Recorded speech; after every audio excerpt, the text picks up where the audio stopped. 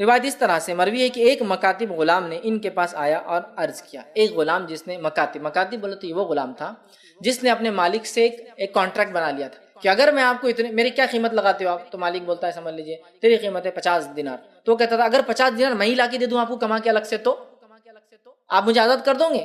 تو مالک کہتا ہاں. تو اس کا کانٹریکٹ لکھ لیا تھا. مکاتب غلام مطلب جس کا کانٹریکٹ لکھ لیا گیا. اب یہ غلام کیا کرتے تھے، اپنے مالک کے کام کے بعد ان سے پرمیشن سے ایکسٹرا ٹائم لیتے تھے اور خوب محنت مشقت کرتے تھے جا کے مارکیٹ میں، اور اتنا پیسہ جمع کرنے کی کوشش کرتے جس سے اپنے آپ کو آزاد کر لیں. تو مکاتب غلام تھے، مطلب جس نے کانٹریکٹ کر لیا تھا اپنے آقا سے کہ میں کب چھوٹوں گا اگر اتنا دوں. اب وہ محنت کر رہے ہیں اس کے لیے. آئے اور کہا کہ میں اپنی مکاتب کی رقم ادا کرنے سے عاجز آ گیا ہوں. مالک نے رقم تو طے کر دی، ادا ہی نہیں کر پا، اپنی آزادی نہیں لے پا رہا ہوں، تو میں عاجز آ چکا ہوں، تھک چکا ہوں اس سے، ٹھیک ہے، عاجز آ گیا ہوں، لہٰذا میری مدد کی جائے، آپ میری مدد کیجیے. حضرت علی سے وہ کہنے لگا رضی اللہ. علی رضی اللہ عنہ نے جو ہے فرمایا کیا میں آپ کو وہ کلمات نہ سکھاؤں جو مجھے رسول اکرم صلی اللہ علیہ وسلم نے سکھائے تھے؟ آپ پر ایک بڑے پہاڑ کے برابر بھی قرض اگر ہوں گا تو اللہ تعالیٰ اسے دور کر دے گا. ایک بڑے پہاڑ کے برابر بھی قرض ہوں گا تو اللہ تعالیٰ تجھ سے یہ قرض دور کر دیں. کیا یہ دعا نہ بتا دوں؟ انہوں نے کہا ارے بالکل یہ دعا تو آپ بتا دیجئے. پھر جو ہے علی رضی اللہ عنہ نے دعا پڑھ کے بتایا اور کہا اللہم اکفینی بحلالک عن حرامک واغننی بفضلک عمن سواک. یہ دعا سکھائے جس کا ترجمہ ہے اے اللہ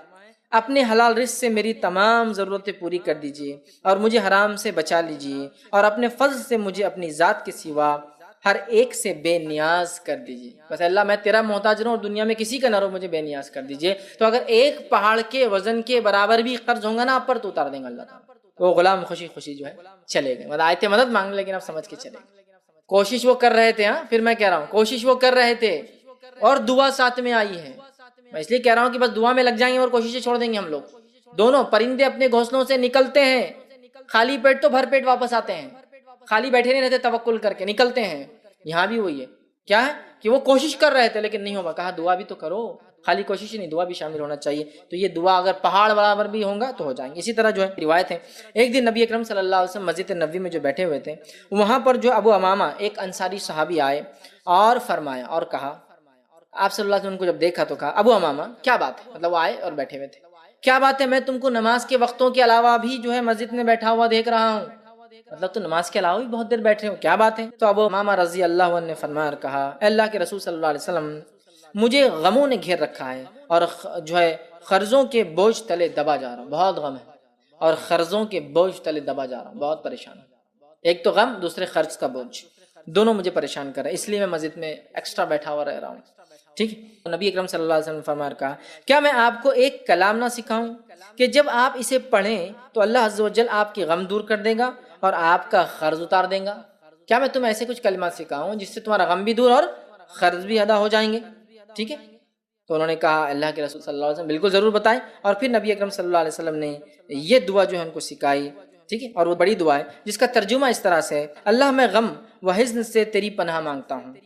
اور کمزوری اور سستی سے تیری پناہ مانگتا ہوں، بزدلی اور بخیلی سے تیری پناہ مانگتا ہوں، قرض کے بوجھ اور لوگوں کے جو غلبے سے تیری پناہ جو ہے چاہتا ہوں. یہ دعا جو ہے نبی اکرم صلی اللہ علیہ وسلم کو وہ دعا سکھائی تو کہا اگر یہ دعا پڑھ لے تو اللہ تیرے سارے غم دور کر دے گا اور ساری مشکلیں حل کر دے گا. دوسری دعا جامع ترمذی کی ہے، روایت کے اندر آپ صلی اللہ علیہ وسلم نے فرمایا جس کا ترجمہ یہ ہے کہ اللہ مجھ سے قرض دور کر دیجیے اور فقر اور فاقے سے میری کفایت کر دیجیے. مجھ سے قرض دور کر دیجیے اور فقر اور فاقے سے میری کفایت کر دیجیے. مہینوں اور سالوں اپنی زندگیاں برباد کر رہے، راتوں میں جاگو نہ اور منواؤ اپنے رب کو، کر لو اپنی دعائیں، کرا لو اپنی دعائیں قبول. اتنی باتیں آ رہی کہ رات میں ایک گھڑی ایسی آتی ہے جس گھڑی میں ایک مسلمان جو دعا کرتا ہے، جو مانگتا ہے، اللہ تعالیٰ اس کو عطا کر دیتا ہے. اور یہ گھڑی ہر رات آتی ہے. یہ گھڑی کوئی معاملہ خاص نہیں ہے، سارا سال ہوتا ہے. تو کہاں ڈھونڈ رہے ہیں؟ ادھر پریشان ہے، کس سے مانگ رہے ہیں؟ ادھر ہے راستہ. یہ ہے راستہ کہ راتوں میں تہجد کا اہتمام پھر دعائیں، اور راتوں میں نماز کا اہتمام پھر دعائیں، اور سجدوں میں دعائیں اور استغفار اور کثرت سے دعائیں اور اللہ کی تسبیحات اور تلاوت قرآن نماز کی شکل میں یا بغیر نماز کے پڑھنے کی شکل، قرأت کی شکل. سمجھ رہے ہیں؟ تو بہرحال ہم کو یہ تمام چیزیں کرنا ہے. تو رات میں اگر انسان جاگتا ہے اور تہجد کا اہتمام کرتا ہے تو دلوں کو زندگی ملتی ہے، دلوں کو زندگی ملتی ہے. وہ ارادے یا وہ عزم جو پست ہو چکے ہیں ان میں ایک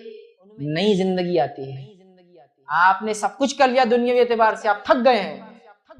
اب رات میں اٹھ کے عبادت کریے، اپنے رب کو راضی کیجیے. دیکھیے وہ جو عزم تھے اللہ پورے کر دیتے، وہ جو ارادے تھے اللہ پورے کر دیتے۔ آپ دنیا میں اعتبار تھک چکے ہیں، اب اس میں ایک نئی جان اللہ تعالیٰ ڈال،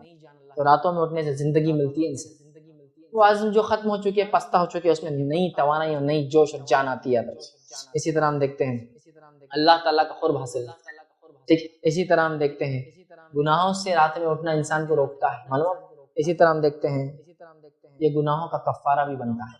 راتوں میں اٹھنا ہمارے گناہ، اس لیے کہ اللہ تعالیٰ مشقت کو دیکھتا ہے نا۔ اب آپ کہیں گے کیا میں تہجد بغیر رات میں سوئے کے پڑھ سکتا ہوں؟ ہاں پڑھ سکتے ہیں، مسئلہ نہیں، لیکن سو کر اٹھ کے آخری حصے میں اٹھ کر پڑھنا چونکہ اس میں بڑی مشقت ہے، اس کا اجر زیادہ ہے، ورنہ تہجد تو عشاء کی بعد بھی پڑھ سکتے ہیں، سونا ضروری ہے، لیکن اجر کے اعتبار سے سو کر نفس کو کاٹ کر پھر اٹھنا اور پھر نماز پڑھنا یہ بڑی بات ہے، سمجھ رہے آپ؟ تو اس کا اجر زیادہ ہے۔ نبی اکرم صلی اللہ علیہ وسلم ریسیو کر کے صلاح پتہ نماز میں یہ نہیں کر سکتے،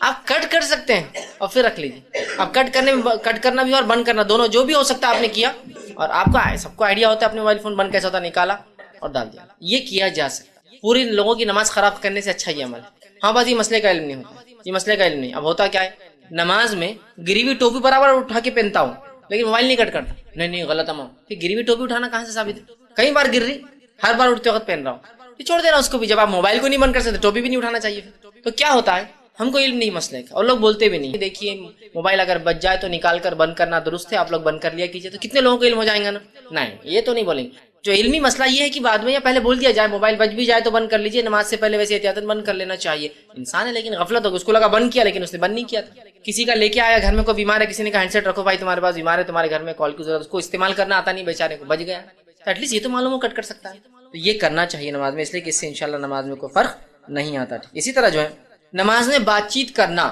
ٹھیک، وہ بات چیت جو نماز کی درستگی کا حصہ جائز ہے، لقمہ دینا، سبحان اللہ کہنا غلطی ہونے پر، ٹھیک ہے، یا ایسی حرکت کی عورتیں آواز کرے کہ امام سمجھ جائے کہ اس سے کچھ نہ کچھ غلطی ہو رہی ہے، یہ تمام چیزیں نماز کے اندر بھی یاد رکھیے جائز ہے، اس میں کوئی مسئلہ نہیں، ٹھیک۔ اسی طرح کوئی معمولی سا کام ایسا کرنا جیسا کپڑوں کو سیدھا کر لینا، معمولی سا، بکثرت کپڑوں کو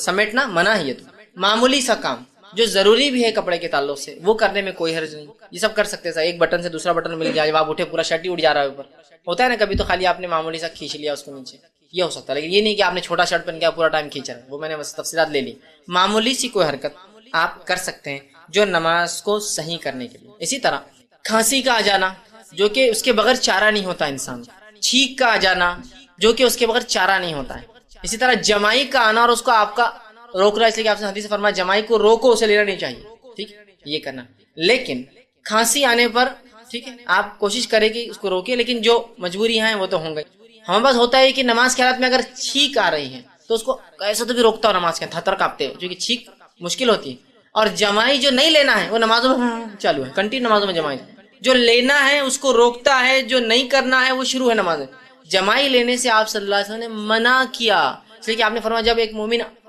کرتا ہے تو شیطان اس پر سستی طاری کرتا ہے، امت کو سست، لہذا فرمایا جمائی نہ لیا کرو، اور آ جائے تو منہ پکڑ کر روکو، اس کو مت نہیں لینا چاہیے اس کو۔ تو چھینک ہے، کھانسی ہے، فطری جو ہے، خاموخواہ ڈکارے نہیں لینا چاہیے، فطری طور سے آگے ایک الگ بات، اس کو بھی روک سکتے ہیں وہ ایسی چیز نہیں سے چھینک مت روکے، چھینک روکنے سے بہت سارے نقصانات ہوتے ہیں یاد رکھیں، لیکن باقی چیزوں پہ آپ کنٹرول کر سکتے ہیں چاہے تو یہ فطری ہے۔ اسی طرح مجبوراً کھجلی، اتنی مطلب کسی کو بیماری ہے، خارش ہے یا اچانک ہوتی ہے کبھی، تو تھوڑا بہت کر لینا ٹھیک ہے، لیکن کنٹینیو اگر پوری نماز چلتے رہیں گا درست نہیں ہوگا، ٹھیک، تو یہ بھی بہرحال جائز ہے۔ اسی طرح صف بندی اور صف درست کرنے کے لیے جو ہلچل ہوتی ہے سب بھی جائز ہے۔ نبی اکرم صلی اللہ علیہ وسلم صحیح بخاری کی روایت ہے، ایک مرتبہ تہجد کے لیے رات میں وضو کر کے کھڑے ہوئے، عبداللہ ابن عباس رضی اللہ عنہما یہ بھی آئے تھے، کہا آپ سے کیسا رات میں عبادت کرتے دیکھنے، چھوٹے تھے لیکن دیکھیں آپ نے وضو کیا، خود بھی وضو کیا، آپ سامنے رکعت باندھی، خود بھی آئے وضو کر کے اور رکعت باندھی، اور آ کر آپ صلی اللہ علیہ وسلم کے الٹے ہاتھ پہ کھڑے ہو کر رکعت باندھ لی۔ نبی اکرم صلی اللہ علیہ وسلم نے چونکہ مقتدی سیدھے ہاتھ پہ کھڑا ہوں گا امام کے، اگر دو ہی لوگ ہیں تو سیدھے، اور اسی سے پتہ چلیں گا کہ یہ مقتدی ہے، آپ صلی اللہ علیہ وسلم نماز کی حالت میں ان کو اس ہاتھ سے پیچھے سے پہلے اسی الٹے ہاتھ سے ادھر دھکا دیا اور پھر سیدھے ہاتھ سے پکڑ کے بازو لا کے کھڑا کر دیا، سمجھا؟ تعلیم دے رہے ہیں کہ سیدھے ہاتھ کی طرف کھڑا رہے گا مقتدی، اگر دو ہے تو الٹے ہاتھ کی طرف میں، تو آپ نے دھکا دیا اور ادھر سے پکڑ کے لا کر ادھر کھڑا کر۔ عبداللہ ابن عباس ادھر سے ادھر آئے کھڑے ہوئے اور کہا اللہ کے رسول نے سورہ بقرہ پڑھ لی، میں نے سوچا اب رکوع کریں گے، پھر سورہ آل عمران پڑھ لی، پھر میں نے سوچا اب رکوع کریں گے، اس کے بعد آپ صلی اللہ علیہ وسلم سورہ نساء شروع کر دی تو میں جا کے پھر سو گیا۔ چھوٹے بچے تھے نا، اتنی دیر انتظار کرتے رہے، سورہ بقرہ پڑھ لی تو کھڑے، سورہ آل عمران ہو گئی، اور سورہ نساء شروع ہو گئی تو آپ گئے اور جا کے سو گئے بستر میں۔ پھر صبح جب فجر کا وقت ہوا اللہ کے رسول نے اٹھایا اور کہا، میرے چہرے پر تھوڑا سا تھپتا اور کہا ایسا نہیں کرنا چاہیے، ایک تو رات میں اٹھے پھر نماز کے لیے کھڑے ہوئے پھر جا کے سو بھی گئے، مطلب پڑھنا چاہیے تھا جب تم آئے تھے اپنے گھر سے، میرے گھر آپ کے گھر رکے تھے، آ کے چھوٹے تھے بچے تھے رکے تھے اور پھر نماز بھی نہیں پڑھی، تو بہرحال تو آئے کھڑے ہوئے۔ تو دیکھیے یہاں آپ نے نماز میں کیسا درست کیا، امام تھے آپ تو پتہ چلا جائز چیزوں کو امام نماز میں کر سکتا ہے۔ اس میں اور بھی چیزیں شامل ہوتی ہیں، جیسا کہ ہمارے مائک کا وہ گر گیا نیچے، جو بھون شروع ہوتا ہے اس کا، پھر کہ کمزور دل والا تو پتہ نہیں اس کے پلسز بڑھ جاتے ہوں گے، ہارٹ بیٹس اس کے تیز ہو جاتے ہوں گے، ہے نا، تو مائک کو اٹھا لیا، مائک کو تھوڑا سا بہت کرا، تھوڑا نیچے کر لیا، کیونکہ بہت پوری مسجد کے 100 لوگ تکلیف اٹھاتے ہیں، ہزاروں لوگ جمعے کی نماز میں، تھوڑا کر سکتے ہیں یہ سب چیزیں تھوڑا سا۔ اسی طرح رکعت تو باندھ لی اور پھر دیکھا سامنے موزی چیزیں چونٹیاں ہیں، اگر سجدہ کروں گا تو کاٹ سکتی ہے، تو تھوڑا سا امام خود ہل گیا بازو، چونٹیاں ہیں نا کاٹ سکتی ہے نا اتنی بہت، تو یہ چیزیں۔ یا پھر نماز کو کھڑے ہو گئے اور غلاظت تھی، رات میں بلی آ گئی مسجد کے اندر، غلاظت کر کے چلے گی، دیکھا نہیں فجر میں امام آیا کھڑا ہوا، کھڑے ہونے کے بعد دکھ رہی ہے غلط، سرک جائے، یہ جائز حرکت ہے، یہ جائز ہے۔ مقتدی غلط کھڑا تھا، آپ سب نے اس کو ادھر سے نکالا، جائز ہے۔ اسی طرح نماز کے لیے 2 لوگ کھڑے ہیں، امام کھڑا ہے، مقتدی بازو آ کے کھڑا ہے، چونکہ 2 ہی لوگ نماز میں تو صف بننا ضروری ہے، تو صف دونوں کیوں نہیں؟ اب مصلی آیا ایک اور، اب اس کو کھڑا ہونا تو وہ بازو نہیں کھڑا ہوں گا، اب ٹھیک، وہ کیا کریں گے معلوم، امام کو پیچھے سے وہ کریں گا تو امام تھوڑا آگے سرک جائیں گے، مطلب آپ پیچھے صف ہو گئی ہو، امام آگے سرک، اگر آگے جگہ ہے تو بیسٹ یہ ہے کہ اگر 2 لوگ کھڑے ہیں تو امام اپنے مصلی سے بالکل پیچھے وہیں کھڑا ہو، اس کے پیچھے والی صف، اور مقتدی بازو، جیسی کوئی مقتدی آئے گا اس کو دھکا دیں گا، امام اپنے مصلی پہ چلے جائیں گا، مقتدی پیچھے صف بنا لیں گے، سمجھ رہے ہیں؟ لیکن اس کا بھی علم نہیں ہوتا بس، یہ جائز حرکتیں ہیں، یہ جائز آگے پیچھے ہونا یہ نہیں کرتے ہم، اور جہاں جو نہیں کرنا ہے وہ کرے، ٹوپی اٹھا کے رکھ رہے، میں نے دیکھا ٹوپی گر کے رول ہوتے ہوئے دور گئی تو نماز میں پورا آگے جا کے بھی لے کے آتے اس کو اپنے پاس، جو کہ نہیں کرنا ہے، اور جو کرنا ہے صفوں میں، صف بندی کے ادب میں نہیں، ایک امام اور ایک مقتدی ہے تو امام آگے کھڑا اور مقتدی پیچھے کھڑا، یہ تھوڑی نماز ہوں گی، کیونکہ صف ہی نہیں بنی، صف کہاں بنی؟ مسئلے کا علم ہونا چاہیے، بہت اہم چیز ہے یاد رکھیں۔ ایک مرتبہ میرا ایک قصبے سے جانا ہوا، وہاں الحمدللہ ایک گھرانہ اہل علم تھا، علم رکھتا تھا، بہت چھوٹا دن قصبہ، مجھے نہیں معلوم تھا، اسی دن پہ تعارف ہوا، فجر میں گیا تو 2 آدمی نماز پڑھ رہے فجر کی، اور جلدی نماز تھی اور راستے پہ مسجد تھی وہ، تو جب میں وہاں گیا وضو کر کے جا کر بازو کھڑا ہو چکی، میں ڈرا ہوا تھا کہ اگر میں دھکا دوں گا تو ایک نیا مسئلہ، امام کو دھکا دینے ہمارے تو ایک نیا مسئلہ، رسک نہیں لینا، میں خاموشی سے آ کر 2 کھڑے تھے، تیسرا کھڑا ہو جاؤں، ہمارے 2 اور بھی ساتھی تھے، بولے ہمارا نہیں ابھی کھڑے ہو جاؤ، یہ گاؤں کی مسجد ہے، بہت جھگڑے ہو جاتے ہیں، چھوٹی چھوٹی چیزوں پہ جھگڑے ہو جاتے ہیں۔ جیسے ہی میں بازو کھڑا ہوا، امام علم رکھنے والا تھا، وہ آگے بڑھ گیا، خود بخود وہ آگے بڑھ کے چلے گئے مصلی، چونکہ وہ ایگزیکٹلی اپنے مصلی سے امامت کے پیچھے کھڑے تھے، ایک آدمی بازو، جیسے ہی میں کھڑا ہوا وہ آگے چلے گئے، اور پھر ہمارے بازو والے کھڑے ہوئے، سب بن گئے پیچھے، ان کو علم تھا اس مسئلے کا۔ بعد میں وہ دیکھنے لگے، ارے بولے آپ نے مجھے وہ نہیں کیا، میں نے کہا ہم کو پہلے ڈر لگا ہوا تھا، ٹھیک ہے، کہ آپ کو دھکا دیتا رہے، کہ میں بازو والا شروع ہو جاتا ہم کو ثواب کی نیت سے، کہ امام کو دھکا دے رہا، امام کو ہٹا رہا نماز میں، اتنا بڑا گناہ، تو میں نے رسک لینا پسند نہیں کیا کہ امام کو ہٹانے کا، وہ بھی ہنسنے لگے، کہا نہیں صحیح کیا آپ نے، بولے علم نہیں ہوتا لوگوں کو، لیکن اس مسجد میں الحمدللہ ہم لوگ علم رکھتے ہیں اور ہم لوگ ایسا عمل کرتے ہیں۔ میں نے کہا بڑی بات ہے، لیکن بھائی ہر جگہ کی حالت اس طرح سے نہیں ہے، ٹھیک، تو یہ آپ یہ ہلچل جائز ہلچل ہے، آپ کر سکتے ہیں۔ اسی طرح امام خرت بھول جائے، غلطی ہو جائے تو آواز دینا، یہ بھی میں نے تفصیلات آپ کر سکتے ہیں۔ اسی طرح نماز میں آپ کے آگے سے کوئی جا رہا ہے تو آپ اس کو نماز کی حالت میں روک لیں گے، ٹھیک ہے، یہ جائز عمل ہے۔ ہمارے پاس کیا ہوتا ہے دیکھیے، ایک کیس تو یہ ہوتا ہے نماز میں آپ کھڑے، کوئی چلا گیا، اب وہ گیا اور دل میں کچھ نہیں، اس کو بس دل میں۔ دوسرا کیس، دکھتا نہیں گیا، نماز پڑھ رہا تھا میں اور چلے گئے میرے سامنے سے، مطلب وہ سمجھتا نماز ٹوٹ گئی اس کی، تو وہیں شروع جھگڑا۔ میں ایک مرتبہ کچھ بڑے لوگوں نے پیچھے صف بنا دی، 2 صف مسجد میں آگے بنی، رمضان کا مہینہ تھا، مغرب کی نماز تھی، یہ سے 2 پیچھے کیسے کھڑے ہو گئے لوگ بیچ میں، 2 صفیں بیچ میں خالی اور راستہ بھی نہیں جانے کا، تو میں آگے گیا اور صف میں سے گیا، پورا ایسا صف پورا توڑتے، صف کے بیچ میں نمازیوں کے سامنے سے، چونکہ جب صف آگے خالی ہوں گے پیچھے نماز مقتدی کوئی کھڑا ہوں گا، اور اگر میں صف پوری کرنے آگے جاؤں تو مجھ پر گناہ نہیں ہے ان کی نماز کا، چونکہ انہوں نے غلط کھڑا کیا اپنے آپ، چلا گیا۔ اب چلا گیا تو اس میں سے کیا ہو گیا، ایک ہی ہوشیار تھا پورے صف میں، باقی سب تو کھڑے تھے، ایک نے توڑ دیا، اور بعد میں نماز کیا مولانا سمجھتا نہیں کہ تو ہمارے سامنے چلے گئے، میں نے کہا کیا جاہل ہے مولانا، تم پیچھے ویسے کھڑے ہو گئے، مولانا زیادہ سمجھتا نا، مولانا بول رہے نا، تو کیا جاہل ہے مولانا، تم پیچھے کھڑے ہو گئے سب بنا کے، نہیں بولے میرے کو جلدی جانا تھا، اگر ایسی سب جلدی جائیں گے تو مسجد اندر رہیں گی، اس سڑک پہ نماز پڑھ کے نکل جائیں گے، جلدی تھی کہتے ان کو، تو پیچھے سب بنا لی انہوں نے، ہو سکتا دعوت ہوں گی، رس زیادہ ہوں گا تو وہ دعوت میں سے ادھر نماز صف نہیں ملیں گی تو گھر چھوڑ کے یہاں نہ پڑھاؤں گا، آپ لگا کہ یار دستر تو جبھی بچ جاتا، صف مغرب ہوتے لوگ پڑھ لیا، دستر بچ جاتا، تو پیچھے کھڑے ہو گئے۔ میں نے کہا کیا جاہل، تم کو اتنا بھی نہیں سمجھا کہ تم ایسی صف نہیں بنا سکتے، تو کچھ نہیں، خاموش ہو گیا تم، چونکہ غلطی ان کی تھی، تو توڑا بھی دیا اس نے، تو 2 ہوتے ہیں، ایک تو یا تو دل میں کڑتے ہیں، دوسرا نماز توڑ دیتے ہیں۔ آپ کو کیا کرنا ہے، جب کوئی نمازی کے آگے سے جائے آپ فرماتے ہیں اس شخص کو وہ روک لیں گا. حدیث کے الفاظ کیا ہے دیکھیے, صحیح بخاری اور صحیح مسلم کی. جب کوئی سترے کے طرف منہ کر کے نماز پڑھ رہا ہو, اب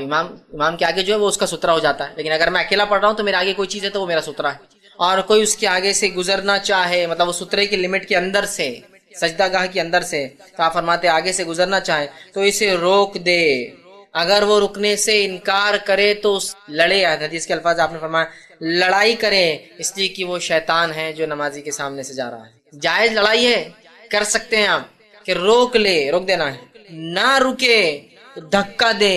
نہ رکے تو لڑائی کرے اس سے کہ میں جانے نہیں دوں گا تجھے یہاں سے. لڑائی مطلب آپ نماز میں اس کو دھکا دے سکتے ہیں, آپ اس کو مار سکتے ہیں کہ یہاں سے نہیں جانے دوں گا, باقی کہیں سے بھی جا. اس لیے آپ نے فرمایا اگر تم میں سے کسی کو میں بتا دوں نمازی کے سامنے سے جانے کا گناہ کیا ہے تو تم 40 تک انتظار کرو گے. راوی کہتے ہیں میں بھول گیا آپ نے 40 دن کہا یا 40 سال کہا, میں بھول گیا, لیکن ہم 40 دن اور 40 سال کو بھی اگر چھوڑ دیں, 40 منٹ بھی لے لے تو بہت ہے. 40 منٹ رکے رہے انسان کم از کم, سمجھے, 40 تک رکے رہوں گے. راوی کہتے ہیں بھول گیا دن بولا یا سال بولے, 40 مطلب نہیں جانا چاہیے, اور یہ جائز ہے روکنا. لیکن اگر چھوٹے بچے ہیں نماز میں سامنے جاتے کچھ نہیں ہوتا ہے. نبی اکرم صلی اللہ علیہ وسلم نماز پڑھتے تھے, حسن حسین اور امامہ آپ کی جو نواسی تھی یہ نماز میں آ جایا کرتے تھے. اللہ کے رسول صلی اللہ علیہ وسلم کو دیکھا گیا کہ کبھی کاندھے پر بیٹھ جاتے ہیں, کبھی گردن پہ دونوں طرف ڈال کے بیٹھ جاتے ہیں. ایک روایت میں آتا ہے کہ ایک مرتبہ ایک صحابی نے کہا کہ ہم نے اللہ کے رسول کے ساتھ سجدہ کیا, اتنا لمبا سجدہ اللہ کے رسول نے کیا کہ میں نے دل میں سوچا کہ اللہ کے رسول کی وفات تو نہیں ہو گئی. اور پھر میں نے سجدے میں سے صحابی کہتے سر اٹھایا تو سر اٹھا کے دیکھا تو حسن اور حسین دونوں کاندھے پہ بیٹھے ہوئے, اللہ کے رسول سجدے میں ہیں اور دونوں نواسے آ کے سر پہ بیٹھ گئے, کاندھے پہ پیر ڈال کے, ایک آگے گردن پر ایک پیچھے گردن پہ بیٹھا, لیکن اتنی دیر سجدہ کیا. پھر اس کے بعد اللہ کے رسول نے دونوں کو نیچے اتار کر نماز پڑھائی. نماز کے بعد وہ صحابی کہتے کہ ایک صاحب آ کر تھوڑا دیکھنے لگے, بچے